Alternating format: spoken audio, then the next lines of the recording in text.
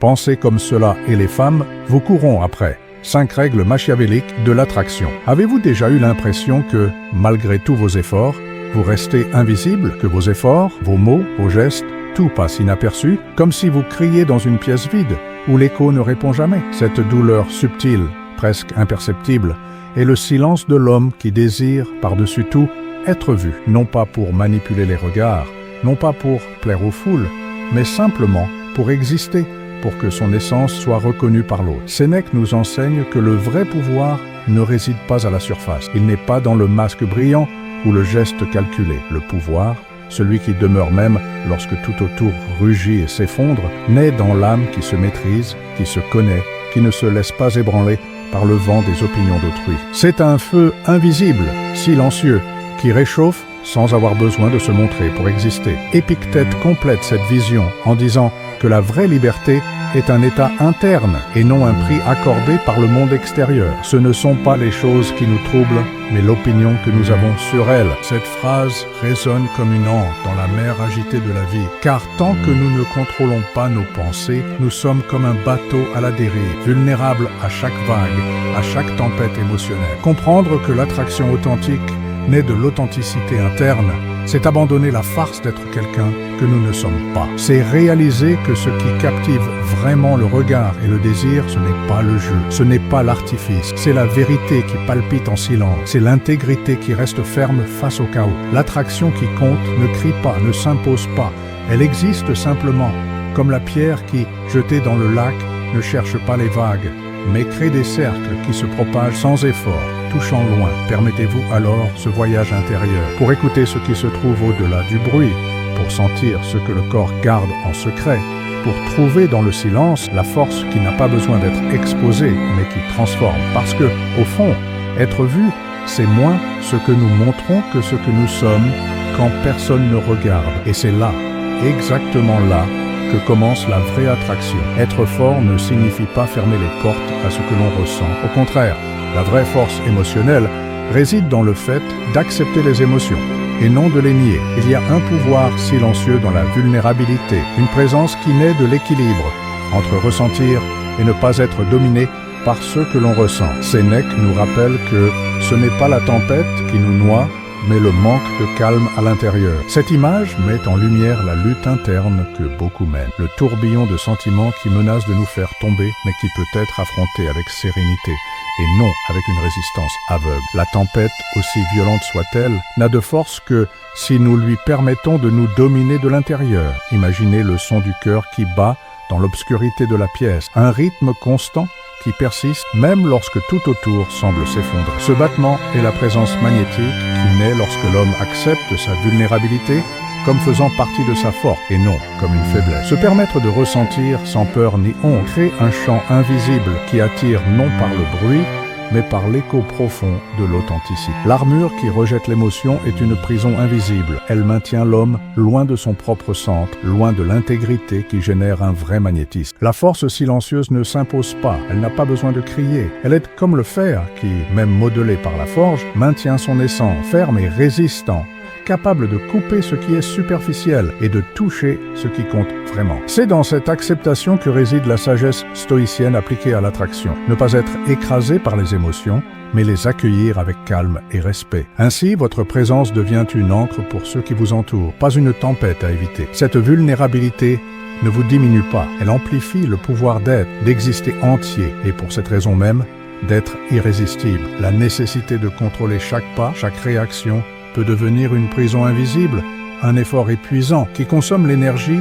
qui pourrait être dédiée à une vraie présence. L'obsession du contrôle est un silence lourd qui devient de la résistance, une barrière dressée contre le flux naturel de la vie et du désir. Il y a un paradoxe profond dans cette quête. Plus nous essayons de contrôler ce qui est hors de notre portée, plus nous nous éloignons de la liberté qui compte vraiment. Épictète nous rappelle que ce ne sont pas les choses qui nous troublent, mais l'opinion que nous avons sur elles. Cette distinction est la clé du détachement qui libère et de l'attraction qui naît de la spontanéité et non de la rigidité. Imaginez un homme debout au milieu d'une forêt, essayant d'attraper chaque feuille qui tombe, comme s'il pouvait empêcher le vent de suivre son cours. Cet homme se fatigue, se perd, alors que le vrai pouvoir est de simplement être là, immobile, permettant au vent de passer, sachant que la force est dans sa racine et non dans les feuilles passagères. Cultiver la présence exige d'abandonner le besoin de contrôle. C'est une invitation à expérimenter le silence interne, qui n'est pas de la résistance, mais de l'acceptation. Le désir qui naît de cet espace est authentique, fluide, et non une quête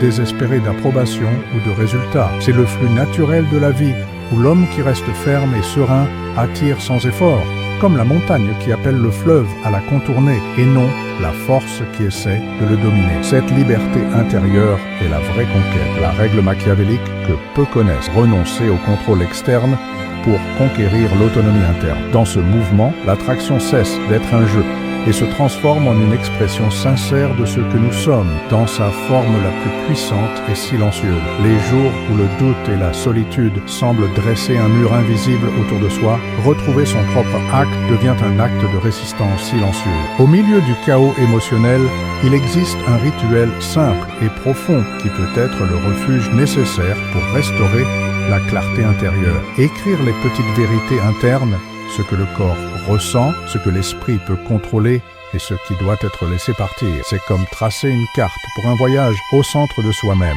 Chaque mot écrit est un pas ferme vers l'intégrité, un ancrage qui résiste aux tempêtes externes. Le silence, loin d'être vide, devient un sanctuaire où la voix authentique peut émerger sans hâte, sans jugement. C'est dans cet espace que l'homme reconstruit sa présence, pièce par pièce, comme un sculpteur qui travaille la matière brute avec patience et compassion. La compassion pour soi-même dissout la culpabilité qui corrode et l'auto-sabotage qui vous tire en arrière. C'est une rencontre avec sa propre humanité, avec l'imperfection qui ne diminue pas, mais amplifie la force intérieure. Comme un forgeron qui modèle le fer dans le feu, ce processus endurcit l'esprit pour résister et en même temps le rend flexible pour s'adapter. Se conquérir soi-même est la règle finale, la pierre angulaire avant que toute conquête externe ne soit possible. C'est dans cet espace de respect et de silence que la vraie attraction trouve son sol fertile, car personne ne peut être vraiment désiré sans avoir d'abord appris à se désirer et à se reconnaître entier. La posture invisible qui attire est un paradoxe délicat, comme la force silencieuse qui se révèle dans le mouvement lent et constant de l'eau sculptant la pierre. Elle ne crie pas, ne cherche pas l'attention, ne se bat pas pour l'espace. Elle existe simplement avec la sérénité impénétrable d'une montagne qui observe le temps passer. Cette force n'est pas l'absence de pouvoir, mais l'expression la plus pure de celui. L'intégrité qui ne se plie pas, la présence qui ne dépend pas des applaudissements, le magnétisme qui naît de l'authenticité inébranlable. La pierre dans le lac n'a pas besoin de chercher les vagues pour être ressentie. Ces cercles se propagent sans effort, touchant des rives lointaines que le regard n'atteint pas. Quand un homme devient cette pierre, il cesse d'être un écho des attentes externes pour devenir le son original de sa propre existence. L'attraction qu'il génère n'est pas le fruit de stratégie ou d'artifice, mais de la vérité qui palpite dans son silence, du calme qui n'est pas ébranlé face aux tempêtes. Marc Aurèle nous rappelle que ce que nous sommes à l'intérieur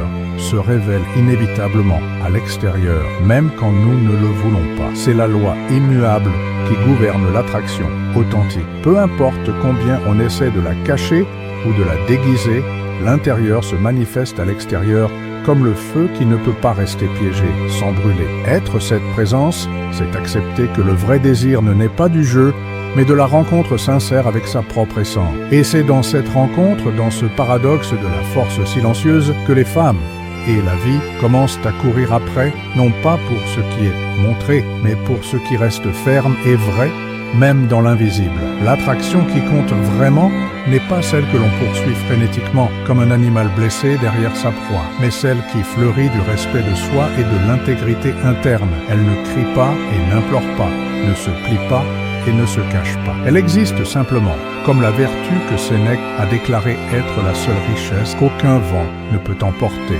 Marc Aurèle, dans sa sérénité stoïcienne, nous rappelle que ce que nous sommes à l'intérieur se révèle inévitablement à l'extérieur, même quand nous ne le voulons pas. Cette révélation est inévitable et continue, un reflet que l'on ne peut effacer. C'est pourquoi la vraie conquête est de s'affermir dans sa propre essence en restant intègre, même lorsque le monde fait pression pour que l'on change de masse. Être l'homme qui reste ferme et présent, qui écoute le silence en lui et respecte ses propres ombres, c'est éveiller un désir profond, non pas par le jeu ou l'apparence, mais par la vérité qu'il porte. Cette vérité est un feu silencieux, une chaleur qui n'a pas besoin de se montrer pour chauffer. Imaginez une pierre jetée dans le lac. Elle ne cherche pas à créer de hautes vagues ou des tempêtes, mais elle génère des cercles qui se propagent, touchant des rives lointaines et inconnues. C'est l'image de l'attraction qui naît de l'être authentique. Elle ne force pas le monde à regarder, mais elle transforme tout autour d'elle, silencieusement. Quelle partie de votre histoire a encore besoin du silence pour fleurir? Cette question demeure douce et ferme, comme une invitation à plonger dans la profondeur de son propre être et à y découvrir la force qui attire,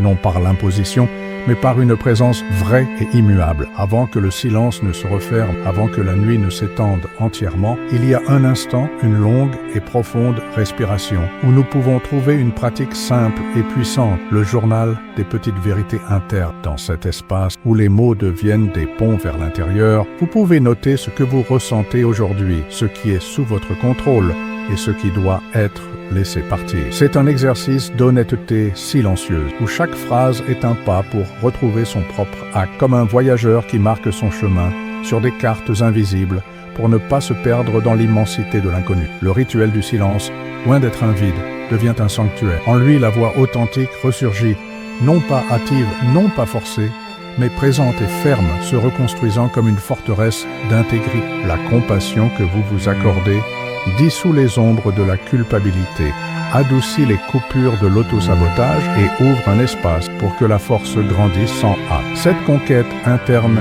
est le sol où l'attraction authentique peut fleurir. Personne ne se connecte vraiment à ce qui est fragmenté ou forcé. Mais celui qui se soutient dans sa propre vérité, qui reste intègre malgré les tempêtes, celui qui se connaît et se respecte, celui-là devient un phare silencieux et irrésistible dans la mer des relations humaines. Après tout, avant de tenter de conquérir l'autre, il faut se conquérir soi-même. Et dans cette victoire silencieuse et discrète réside le secret le plus profond de l'attraction, celle que l'on ne poursuit pas, mais qui vient à vous comme la marée qui revient toujours au même point, inévitable et constante. Vous n'êtes pas invisible. C'est une vérité qui a peut-être été oubliée au milieu du bruit, des attentes et des déceptions. Ce qui semble être du silence parfois n'est que l'espace nécessaire pour que l'essence se renforce et se révèle au bon moment. La force qui attire n'est pas celle qui crie, celle qui s'impose ou manipule. C'est la présence qui reste ferme, même quand tout autour semble s'effondrer. C'est l'équilibre du feu qui brûle à l'intérieur sans tout consumer autour de lui. C'est le rocher dans le lit du fleuve qui ne cède pas au courant, mais l'accueille et le transforme. Sénèque affirmait que la vertu est la seule richesse qu'aucun vent ne peut emporter. Cette richesse ne se mesure pas en possession ou en apparence, mais en intégrité, en authenticité silencieuse. Marc Aurèle, quant à lui, enseignait que ce que nous sommes à l'intérieur se révèle inévitablement à l'extérieur, même quand nous essayons de le cacher. Par conséquent, l'invitation est d'être l'homme qui, dans la fermeté et la présence, éveille le désir, non par le jeu, mais par la vérité qu'il porte. Un homme qui ne cherche pas le regard de l'autre comme une forme de validation, mais qui, en maintenant son essence, fait en sorte que le regard vienne à lui. La pierre dans le lac ne cherche pas les vagues. Elle crée des cercles qui touchent loin. Soyez cette pierre. Soyez la force invisible qui attire par ce que vous êtes, pas par ce que vous faites semblant d'être. L'attraction qui demeure est celle qui naît de la profondeur, de l'intégrité et de la vérité silencieuse. Les ombres de l'invisible peuvent paraître immenses quand on est seul. L'anxiété qui agite le corps, le rejet qui corrode silencieusement, la solitude qui se cache au milieu de la foule, tout cela compose une mosaïque douloureuse que beaucoup portent sans qu'elle ne se voie. Mais cette douleur, bien que profonde, ne doit pas être un fardeau éternel. C'est un signe, une boussole qui pointe vers l'endroit où l'esprit a besoin d'affermir ses pas. Comme un navigateur qui apprend à lire les étoiles, l'homme peut apprendre à écouter le silence en lui et à reconnaître que c'est là que se trouve la racine de sa force. Le désir caché d'être vu et compris n'est pas un caprice, mais un besoin humain fondamental. Et c'est justement dans ce désir non déclaré que réside la clé de la transformation. Quand l'homme se tourne vers l'intérieur, il trouve non seulement le respect de soi, mais la clarté qui attire, une lumière qui n'éblouit pas, mais qui appelle. Cette lumière se construit avec patience, pas avec précipitation. avec silence, pas avec du bruit, avec intégrité, pas avec des masques. La vraie attraction naît de la congruence entre ce que l'on ressent et ce que l'on montre, entre l'âme et le corps, entre la pensée et l'action. La force invisible qui attire est donc un travail quotidien, une bataille intérieure que l'on ne voit pas, mais que l'on ressent. Un engagement envers la vérité silencieuse qui existe en chaque homme et qui, lorsqu'elle est respectée, transforme l'invisible en présence, le silence en désir. L'âme de l'homme est comme une montagne ancienne, marquée par le temps et les tempêtes, mais ferme et dressée au-dessus des nuages passagers. Dans cette fermeté réside la force qui attire, pas une force imposée, mais une force conquise, modelée par les batailles internes et les nuits de silence. Il est courant de confondre la force avec le bruit, avec des démonstrations extérieures, avec le besoin d'être vu ou reconnu. Mais la vraie force n'a pas besoin d'être proclamée. Elle est l'ombre constante qui accompagne l'homme intègre, même quand personne ne l'observe. Comme le feu qui couve sous la cendre, cette force invisible nourrit l'âme, maintient la présence, soutient le regard et génère un magnétisme sans effort. C'est la force de ce qui est constant, de ce qui n'est pas ébranlé par les tempêtes, de ce qui sait attendre le bon moment pour se révéler. Sénèque nous rappelle que la vertu est la seule richesse qu'aucun vent ne peut emporter. Cette vertu est l'intégrité interne qui ne se négocie pas, qui ne se cache pas, qui ne se perd pas. Marc Aurèle renforce: la qualité de votre être se reflètera inévitablement dans la qualité de vos relations. Quand l'homme s'ancre dans cette force silencieuse, il cesse de chercher l'approbation externe pour devenir une présence désirée, non par son apparence ni par ses mots, mais par l'authenticité qui émane de l'intérieur. Une lumière qui touche et transforme, même dans l'obscurité. Dans le silence de la nuit, où le bruit du monde se calme enfin, l'homme affronte son plus grand défi, regarder à l'intérieur sans peur. C'est dans cet espace intime et sans témoin que les vraies batailles ont lieu, les batailles qui ne sont pas visibles, mais qui façonnent le caractère et la force intérieure. La solitude à ce moment n'est pas un abandon, mais une invitation, un appel à reconstruire la voie qui s'est souvent perdue au milieu des attentes et des frustrations. Le silence devient alors un refuge, un espace sacré, où l'intégrité est restaurée et l'authenticité révélée. La pratique de ce recueillement est comme l'eau qui pénètre la roche, lente et persistante. L'homme qui s'accorde cette pause, qui s'accueille avec compassion, dissolvant la culpabilité et l'auto-jugement, crée une base solide pour l'attraction qui ne dépend pas de masques ou de jeux. La compassion ferme envers soi-même est la clé qui ouvre des portes internes qui semblaient auparavant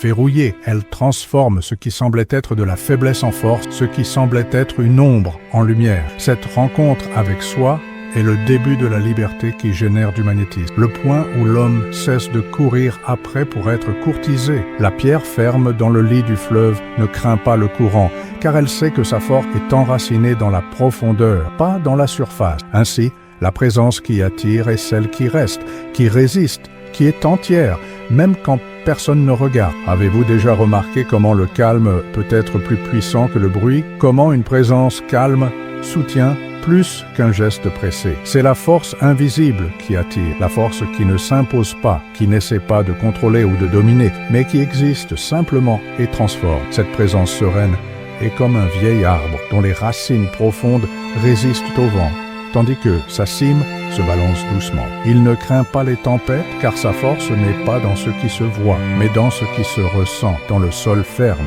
où il est planté. La vraie attraction n'est pas dans l'intensité passagère, mais dans la constance de l'être. C'est l'écho silencieux qui reste, quand les mots s'épuisent, quand les gestes disparaissent, quand le monde retrouve son rythme normal. C'est cette constance qui crée des cercles de désir qui vont au-delà de l'immédiat, qui atteignent le profond. Sénèque disait que ce n'est pas parce que les choses sont difficiles que nous n'osons pas, mais parce que nous n'osons pas qu'elles sont difficiles. Oser être cette présence calme, cet espace ouvert et intègre est le premier pas pour vivre une attraction qui ne s'use pas, qui ne se perd pas dans le temps. Ainsi, être cette force silencieuse, c'est choisir l'authenticité au milieu du bruit, c'est être la pierre qui ne cherche pas les vagues, mais qui sait que ces cercles toucheront des rives lointaines et inattendues. C'est la force qui fait vraiment que les femmes vous courent après, non pas par jeu, mais par vérité.